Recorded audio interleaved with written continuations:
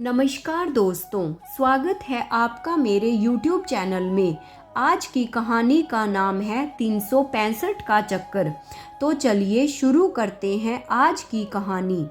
सेठ दुर्गादास का रामपुर गांव में साहूकारी का काम था।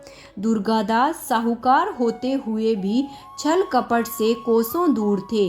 वह अपना सारा व्यापार बहुत ही ईमानदारी से करते और पूरे गांव के लोग उनकी ईमानदारी और भले व्यवहार की तारीफ करते थे।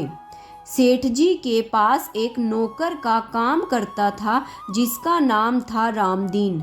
रामदीन एक 70 साल का बूढ़ा आदमी था जो पिछले 30 साल से सेठ दुर्गादास के पास काम कर रहा था। रामदीन का काम सेठ जी की दुकान पर था जहां सेठ दुर्गादास अपना साहूकारी का व्यापार करते थे। रामदीन बहुत बूढ़ा हो चुका था, इसलिए सेठ जी भी उससे ज़्यादा काम नहीं लेते थे, बस दुकान के छोटे मोटे काम करवाते थे। सेठ जी ने कई बार रामदीन से कहा कि अब तुम्हारी उम्र हो गई है, तुम नौकरी छोड़ो और अपने घर पर ही आराम करो। लेकिन रामदीन को बस नौकरी करते ही रहना था। यह तो सेठ जी का दयालु स्वभाव था कि इस बूढ़े नौकर को भी उन्होंने काम पर रखा हुआ था। एक दिन सेठ जी ने रामदीन से कहा कि तुम्हारे सारे बच्चों की शादी हो चुकी है, दोनों बेटों को तुमने ब्याह दिया, अब इस उम्र में पोते पोतियों के साथ खेलो, कहाँ तुम इस नौकरी में फंसे हो। तो रामदीन बोला, मालिक, नौकरी तो बस एक बहाना है। आगे रामदीन ने मुस्कुराते हुए कहा, इसी बहाने से बुढ़ापे में हाथ पैर चलते रहेंगे तो मेरा शरीर भी बीमार नहीं होगा। रामदीन की बात सुनकर सेठ जी भी मुस्कुरा दिए। सेठ जी की दुकान के छोटे मोटे कामों में से एक काम यह भी था कि वह रोज रामदीन को 1 रुपया देते और दुकान पर ही रखी हुई एक गुल्लक में डालने के लिए कहते थे। उस दिन भी सेठ जी ने रामदीन से कहा, यह लो 1 रुपये का सिक्का और सामने रखी गुल्लक में डाल दो, देखना कहीं अपनी जेब में मत रख लेना। यह कहते हुए सेठ जी हंसने लगे। हालांकि सेठ जी को रामदीन पर पूरा भरोसा था, वह ऐसे ही मजाक रामदीन के साथ करते रहते थे। रामदीन भी कभी उनकी किसी बात का बुरा नहीं मानता था। रोज 1 रुपया गुल्लक में डालने से साल भर में 365 रुपये जमा हो जाते थे। रामदीन ने कभी सेठ जी से नहीं पूछा कि वह इन पैसों का क्या करते हैं। हर साल की तरह इस साल भी संक्रांति के दिन सेठ दुर्गादास ने अपने उस गुल्लक में से 365 रुपये निकालकर एक पोटली में बांध लिए। इसी दिन गांव के बाहर वाले मैदान में एक वार्षिक मेला लगता था। इस साल भी वह मेला लगा। मेले में खाना पीना, खरीदारी के साथ साथ युवा और दारू पीने का भी खूब चलन था। मेले वाली जगह से थोड़ी ही दूरी पर एक टीला था और उस टीले पर एक कुआं था। कुएं के चारों तरफ में ऊंचे ऊंचे और लंबे पेड़ लगे थे। वह जगह मुसाफिरों के आराम करने के लिए बहुत ही अच्छी थी। सेठ जी ने जो 365 रुपये की पोटली अपने पास रखी थी, वह उस पोटली को लेकर सबसे आंख बचाते हुए उस कुएं के पास पहुँचे और उन्होंने वह पोटली कुएं के पास रख दी।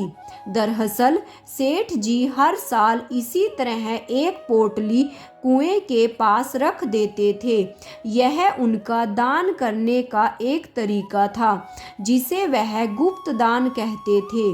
उनका मानना था कि कुएं पर रखी पोटली किसी जरूरतमंद के हाथ लगेगी सेठ जी आज तक नहीं जानते थे कि वह पोटली कौन उठाकर ले जाता है, मगर इस बार सेठ दुर्गादास ने सोचा कि पता लगाया जाए कि यह गुप्तदान किसके हाथ लगता है। दुर्गादास कुएं के पास से निकल गए और एक पेड़ के पीछे जाकर छिप गए। वह इंतजार करने लगे कि कौन इस पोटली को उठाएगा। कुछ देर बाद उन्होंने देखा कि एक आदमी जिसने सिर पर एक तौलिया रखा हुआ था वह इसी तरफ चला आ रहा था। उसका चेहरा भी दिखाई नहीं दे रहा था। वह आदमी कुएं के पास पहुंचा और कुछ ही क्षणों बाद वहां से चल पड़ा। सेठ जी ने देखा कि वह रुपयों की पोटली गायब थी। सेठ दुर्गादास उस आदमी का पीछा करने लगा कि आखिर पता तो चले मुख छिपाकर आने वाला यह आदमी कौन है। सेठ जी ने पीछे से जाकर उस आदमी का तौलिया खींच लिया तो देखा कि वह कोई और नहीं उनका अपना नौकर रामदीन था। सेठ ने रामदीन से कहा, रामदीन मैंने तो सोचा था कि यह रुपयों की थैली किसी जरूरतमंद के हाथ लगेगी, परंतु यह तो तुम्हारे हाथ लग गई। रामदीन ने थोड़ा डरते हुए कहा, मालिक जब आपने यह रुपये फेंक ही दिए हैं तब यह किसी के भी हाथ लगे इससे आपको क्या फर्क पड़ता है।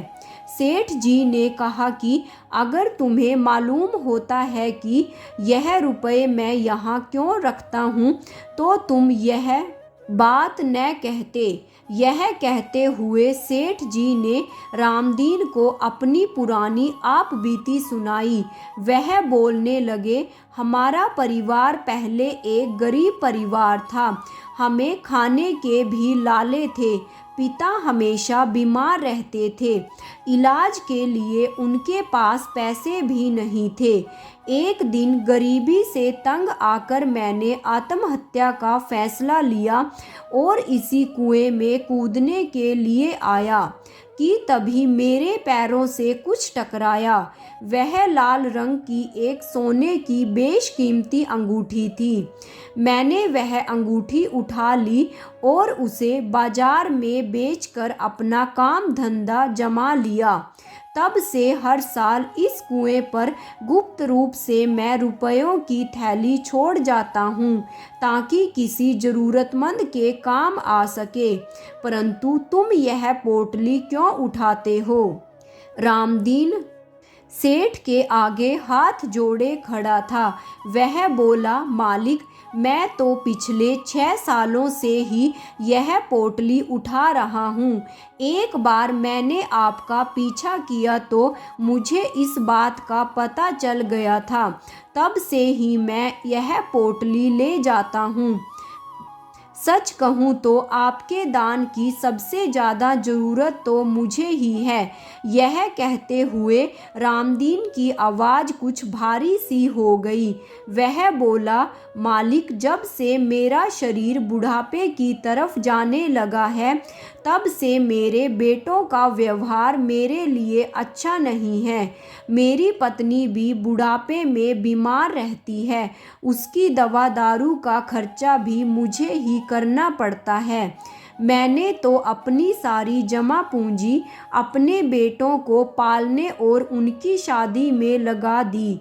बुढ़ापे के लिए कुछ भी बचाकर नहीं रखा। यह बोलते बोलते रामदीन की आंखों से आंसू टपकने लगे। उसने आगे कहा, कौन भला इस बुढ़ापे में नौकर बनकर एड़ियां रगड़ना चाहेगा। लेकिन क्या करूं मालिक, औलाद जब साथ छोड़ दे तो बुढ़ापा भी नरक हो जाता है।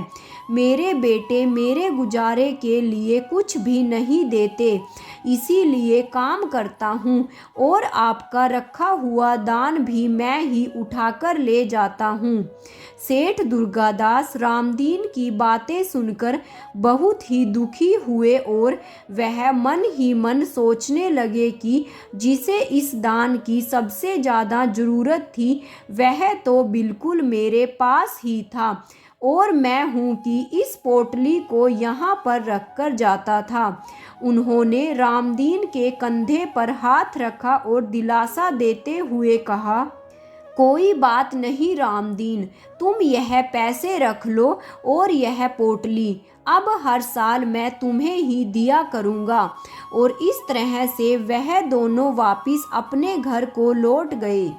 मेरे प्यारे दोस्तों, आपको यह कहानी कैसी लगी कमेंट बॉक्स में कमेंट करके ज़रूर बताइएगा और मेरे चैनल को सब्सक्राइब और वीडियो को लाइक और शेयर करना मत भूलिएगा। साथ में ही नोटिफिकेशन बेल को भी ऑन कर लीजिएगा ताकि आगे आने वाली सभी वीडियोस की जानकारी आप तक समय रहते पहुंच सके। Thanks for watching.